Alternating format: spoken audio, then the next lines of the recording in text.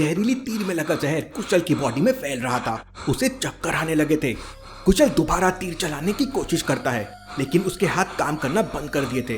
कुशल अगर ज्यादा देर यहाँ रहा तो वो मर जाएगा। और वहाँ जग्गा ब्लास्ट वाली बोतल फेंकने का मौका ढूंढ रहा था। कुशल को याद आता है कि सारस पक्षी ने कहा था कि जग्गा की कमजोरी पानी है और पास में नदी भी थी। और कुशल को वहाँ पास में डंगाल दिखती है जो शरबती को बचाने के लिए उसने काटा था। उसमें आम लगे हुए थे।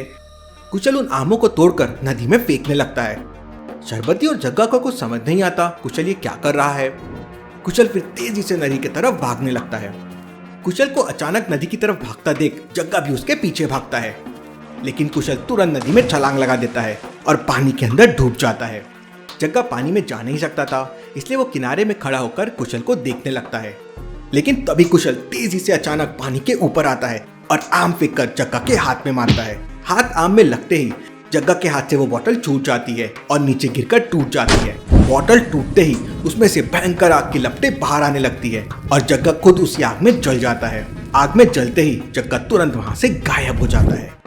उधर कुशल भी पानी में बेहोश हो जाता है और नदी के साथ बहने लगता है। शरबती पत्थर के पीछे से छुपकर ये सब देख लेती है और तुरंत दौड़कर नदी में छलांग लगा देती है और कुशल को लेकर पानी के बाहर आ जाती है। शरबती को कुछ समझ नहीं आ रहा था कि कुशल को कैसे बचाए। तभी आसमान से उड़ते हुए शरबती का तोता वहां जाता है और शरबती से कहता है, यहाँ थोड़े आगे एक जादुई बगीचा है जहाँ तरह तरह की औषधि लगी हुई है। शरबती बिना देरी किए हुए अपने तोते के साथ कुशल को लेकर उस जादुई बगीचे में पहुंच जाती है। लेकिन जादुई बगीचे के बाहर 4 अलग अलग तरह के फल लटक रहे थे, जिनमें से एक फल बाकी 3 फलों से बिल्कुल अलग है, मतलब ऑड वन आउट है। तो चारों फलों को ध्यान से देखिए। पहला है मैंगो, दूसरा है वाटरमेलन, तीसरा है गुआवा और चौथा है पपाया। इनमें से कौन सा ऑड वन आउट है? सोचिए सोचिए लॉजिकल आर्मी, और मुझे आपका आंसर कमेंट करके बताएं।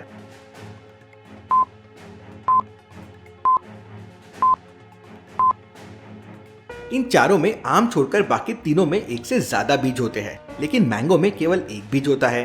शरबती तुरंत आम तोड़ लेती है और बगीचे का दरवाजा खुल जाता है। जादुई बगीचे में आपका स्वागत है। बस अपनी बीमारी का नाम बताओ और झटपट से उसका इलाज पाओ। शरबती तुरंत कुशल को लेकर अंदर जाती है और देखते ही देखते 3-4 पत्तियां अपने आप टूटकर वहां आ जाती है और उनका रस कुशल के बाजू वाले घाव में गिरने लगता है।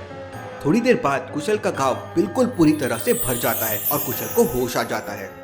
शरबती के तोते ने आज कुशल की जान बचा ली। उधर जग्गा का पूरा शरीर जल चुका था और वो घायल अवस्था में गोगो के पास पहुंच जाता है। गोगो अपने जादू से जग्गा को ठीक कर देता है। मेरा नाम है पहली मास्टर गोगो, खेलता हूँ मैं पहलियों से खो खो। शैतान गोगो कुशल और शरबती को मारने के लिए डगलू को बुलाता है। डगलू एक जादुई जिन था और उसके पास बहुत सारी शक्तियां थी। तनक दिन दिन दिन दिन दिन, मैं हूँ डगलू जिन। बताइए आका, मैं क्या कर सकता हूँ आपके लिए। तब शैतान गोगो डगलू जिन से कहता है कि इस वक्त छू मंतर की दुनिया में कुशल और शरबती नाम के 2 लोगों को मारना है। और डगलू जिन कुशल और शरबती को मारने के लिए निकल पड़ता है। उधर कुशल और शरबती छू मंतर की दुनिया को पार करने का रास्ता खोज रहे थे और शरबती का तोता भी उनकी मदद कर रहा था। वो देखो, आगे एक लड़की जा रही है। कुशल और शरबती तुरंत उस लड़की के पास पहुंच जाते हैं। मैं कुशल हूँ और शैतान गोगो तक पहुंचने का रास्ता ढूंढ रहा हूँ। क्या आप हमारी मदद कर सकते हैं? हाँ हाँ, कर सकती हूँ मैं तुम्हारी मदद, लेकिन देना होगा मेरी पहेली का जवाब।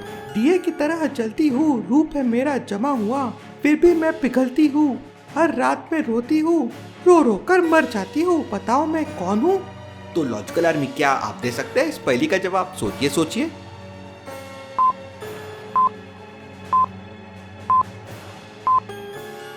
इस पहेली का जवाब है मोमबत्ती और कुशल बड़ी आसानी से इसका जवाब दे देता है। मैं 10 साल से इस छू मंतर की दुनिया में रहती हूँ। शैतान गोगो तक पहुँचने के लिए तुम्हें बहकावे की दुनिया को पार करना होगा। मैं तुम्हें बहकावे की दुनिया तक ले जा सकती हूँ, उसके आगे तुम्हें खुद जाना होगा। इसके बाद वो लड़की कुशल और शरबती को छू मंतर की दुनिया के बॉर्डर तक लेके जाती है, लेकिन तभी वहाँ पर डगलू जिन आ जाता है। गिली गिली कप्पा, तुम तीनों मरने के लिए हो जाओ तैयार। जिनको देखते ही वो लड़की डर जाती है और वहाँ से भाग जाती है।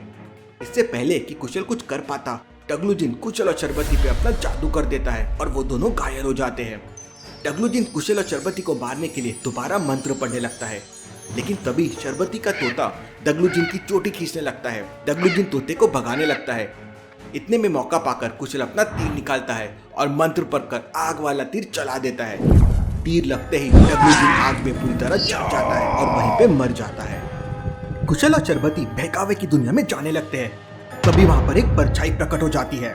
सावधान, अगर तुमने आगे रखा एक भी कदम तो मैं तोड़ दूंगी तुम्हारा दम। अगर जाना है आगे तो देना होगा मेरी पहेली का जवाब। और परछाई एक पहेली पूछती है। लोग कहते हैं मुझे साया, क्योंकि मैं हूँ एक छाया, हरदम रहती हूँ साथ पर कभी ना करती बात। लॉजिकल आर्मी, क्या आप कमेंट करके मुझे इसका आंसर बता सकते हैं?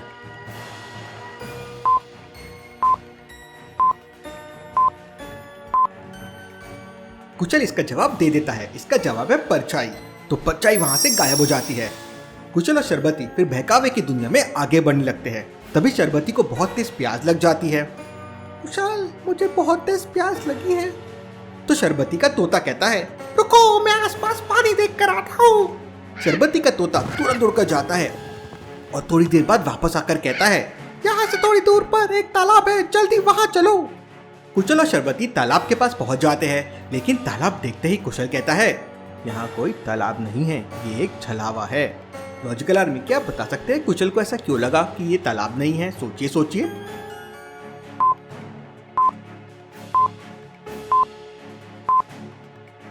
तालाब के बगल में देखिए एक पेड़ लगा हुआ है, लेकिन उसकी परछाई तालाब पे नहीं बन रही है। अब भला ऐसा कैसे संभव है? इसका मतलब वो पानी नहीं है। लेकिन शरबती को प्यास के मारे रहा नहीं जा रहा था, तो वो तालाब का पानी पीने लगी, लेकिन उसके हाथ में पानी आ ही नहीं रहा था। सचमुच यहाँ पर तो पानी है ही नहीं, हमें कहीं और जाके पानी पीना होगा।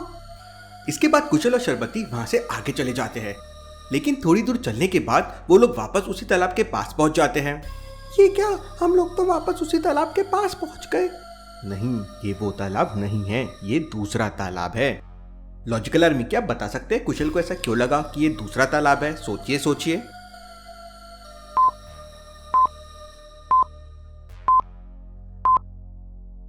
तालाब के किनारे लगे हुए पेड़ की परछाई तालाब के पानी में बन रही है।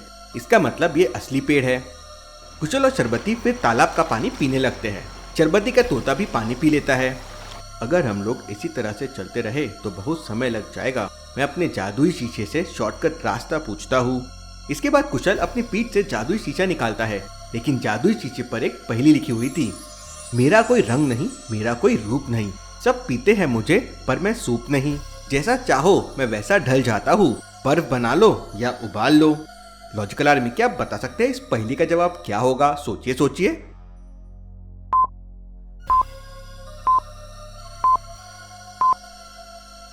कुशल इसका जवाब दे देता है। इसका जवाब है पानी। और जादुई शीशा कुशल को बहकावे की दुनिया से बाहर निकलने का नक्शा बना देता है। कुशल और शरबती नक्शे को फॉलो करते हुए बहकावे की दुनिया के बॉर्डर तक पहुंच जाते हैं। तो क्या कुशल और शरबती बिना किसी मुसीबत के बहकावे की दुनिया को पार कर लेंगे, या फिर बहकावे की दुनिया में कोई नई मुसीबत खड़ी हो जाएगी? आगे की कहानी देखेंगे अब अगले एपिसोड में। Thank you.